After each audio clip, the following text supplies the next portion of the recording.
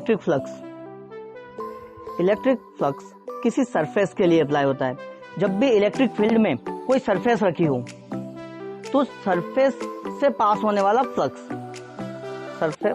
Electric flux passes through any surface placed in electric field. बिना surface के flux का कोई मीनिंग नहीं है। तो flux passes through a surface is defined as product of electric field and area of that surface।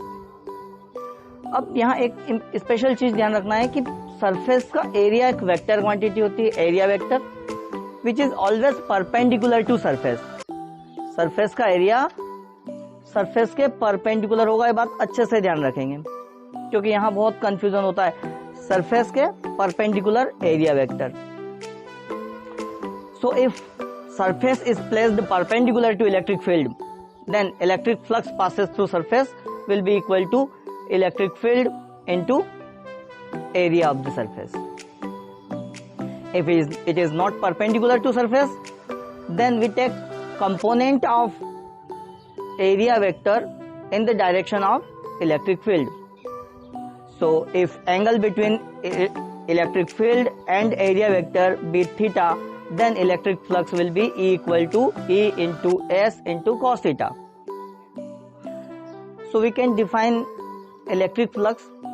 Electric flux is product of electric flux through any surface is product of electric field at the surface and area vector of the surface in the direction of electric field, and it is directly proportional to number of electric field line passes through the surface. Proportional, not equal.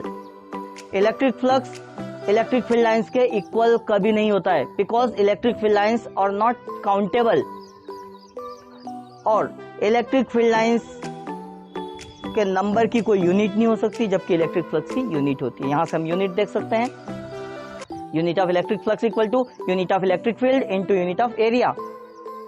So unit of electric flux will be equal to newton per coulomb into meter square.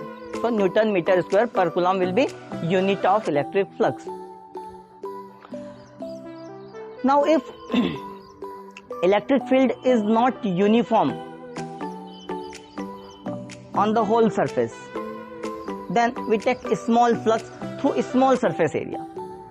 तब हम एक छोटा सा surface area ले, उस पर तो electric field uniform assume कर सकते हैं, वेरी स्मॉल एरिया तो नॉन यूनिफॉर्म फील्ड होगा। अभी हमने जो फार्मूला देखा वो यूनिफॉर्म इलेक्ट्रिक फील्ड का था। जितना भी एस एरिया सरफेस का था उस पूरे एरिया पर इलेक्ट्रिक फील्ड ई था एवरीवेयर, एंड एंगल भी थीटा एक जैसा था। बट जब पूरी सरफेस पर इलेक्ट्रिक फील्ड की वैल्यू अलग अलग हो और वहां थीटा की वैल्यू भी अलग अलग हो, तो हम बहुत ही स्मॉल सरफेस एरिया से पास होने वाला स्मॉल फ्लक्स निकालेंगे। That will be d phi equal to E d s cos theta. This is small flux, और पूरी सरफेस से पास होने वाला फ्लक्स निकालना हो तो E is equal to integration of E d s cos theta. Electric flux is scalar quantity. In vector form we can write that phi is equal to integration of vector E dot vector ds। तो ये अपना electric flux find करने का formula बन गया। Electric flux इस फार्मूले से फाइंड कर पाना बहुत ही मुश्किल काम है, क्योंकि उस सरफेस के हर पॉइंट पर छोटे छोटे एरिया में डिवाइड करना पड़ेगा। वहां पर इलेक्ट्रिक फील्ड कितना कितना है और कितना एंगल है एरिया वेक्टर और इलेक्ट्रिक फील्ड के बीच में, वो फाइंड करना that is very tough and impossible sometimes. तो इलेक्ट्रिक फ्लक्स फाइंड करने के लिए गॉस ने एक लॉ दिया, एक थ्योरम दी। हम गॉस की थ्योरम का यूज करके इजीली किसी सरफेस से इलेक्ट्रिक फ्लक्स फाइंड कर सकते हैं। तो जब भी हमको कभी भी क्वेश्चन आए कि इलेक्ट्रिक फ्लक्स फाइंड करना है, तो सबसे पहला ट्राई करेंगे हम गॉस का लॉ लगाने की। अब देखते हैं गॉस का लॉ क्या है। गॉस ने बताया कि एक कंडीशन है इसके लिए कि क्लोज्ड सरफेस के लिए अप्लाई होता है। Surface must be closed surface, और क्लोज्ड सरफेस से पास होने वाला फ्लक्स निकालना है। तो गॉस ने बताया कि क्लोज्ड सरफेस से पास होने वाला फ्लक्स निकालना है तो आपको सिर्फ ये करना है कि उस क्लोज्ड सरफेस के अंदर टोटल चार्ज कितना है, नेट चार्ज फाइंड करना है। उस सरफेस के अंदर चार्ज कहीं भी रखा हो सकता है बहुत सारे चार्जेस हों, बट उन सबका एल्जेब्रिक सम लेना है, नेट चार्ज फाइंड करना है और उस नेट चार्ज को एप्सिलॉन नॉट से डिवाइड कर दो। Suppose net charge is Q, then Q upon epsilon naught, this will be electric flux passes through this closed surface. अब यहाँ क्लोज्ड सरफेस होना कंपलसरी है, हमेशा क्लोज्ड सरफेस हो ये जरूरी तो नहीं है। तो यहाँ एक और फैसिलिटी उसने दी कि क्लोज सरफेस नहीं है तो आप क्लोज्ड सरफेस इमेजिन कर सकते हैं, तो इमेजिनरी क्लोज सरफेस भी हम ले सकते हैं, बट उसका नाम रखेंगे हम गाउसियन सरफेस। हो सकता है पार्शियली वो रियल सरफेस हो और कुछ पार्ट उसका हम इमेजिन करें। तो इसको सिस्टेमेटिक फॉर्म में गॉस लॉ का स्टेटमेंट हम बना सकते हैं कि electric flux passes through any closed surface is equal to 1 upon epsilon 0 times of net charge present inside the Gaussian surface, means phi is equal to Q upon epsilon naught। इसको हम prove करेंगे spherical symmetry के लिए। Arbitrary symmetry किसी भी surface के लिए भी प्रूव कर सकते हैं, किसी भी सरफेस में चार्ज कहीं भी रखा हो तो उसके लिए भी प्रूव कर सकते हैं, बट अभी हम प्रूव करेंगे एक स्फीयर के लिए।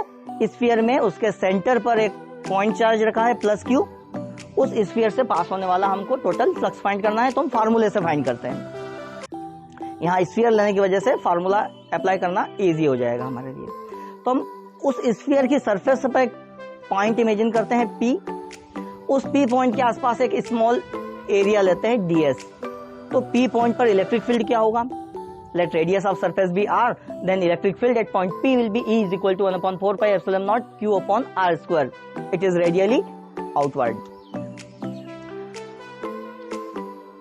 Now electric flux passes through this small surface area around point P will be d phi is equal to E into ds into cos 0, because electric field is perpendicular to surface, so area vector and electric field are in same direction, so angle between electric field and this area vector is 0। यहाँ ये बात अच्छे से ध्यान रख लेना है कि सरफेस इलेक्ट्रिक फील्ड के परपेंडिकुलर है तो सरफेस का एरिया इलेक्ट्रिक फील्ड की डायरेक्शन में होगा। अब सरफेस का जो एंगल होता है वो एरिया वेक्टर का एंगल लेंगे, सरफेस का नहीं लेंगे, ध्यान रखना है इस बात का। तो पूरा टोटल फ्लक्स उस पूरी सरफेस से पास होने वाला ये हो जाएगा phi is equal to integration of E into ds। ये जो इंटीग्रेशन का साइन पर सर्कल बना हुआ है, ये सर्कल क्लोज्ड सरफेस पर इंटीग्रेशन शो करता है। Now we can put value of electric field, so this will become phi is equal to integration of 1 upon 4 pi epsilon naught Q upon r square into ds। 1 upon 4 pi epsilon naught Q upon r square is constant all over the surface। इस sphere की पूरी surface पर जो quantity change नहीं होगी, means हम ये small area कहीं पर भी लें तो इस फॉर्मूले में से जो जो क्वांटिटीज कांस्टेंट रहेगी उनको हम इंटीग्रेशन से बाहर निकाल सकते हैं, that is 1 upon 4 pi epsilon naught Q upon r square। तो अपना फॉर्मूला बन जाएगा phi is equal to 1 upon 4 pi epsilon naught Q upon r square into integration of ds। But integration of ds means total surface area of the sphere, that is 4 pi r square, so we can put the value of integration of ds 4 pi r square, then we get A is equal to 1 upon 4 pi epsilon naught Q upon r square into 4 pi r square। 4 pi से 4 pi cancel, r square से r square cancel, then we will get phi is equal to Q upon epsilon naught।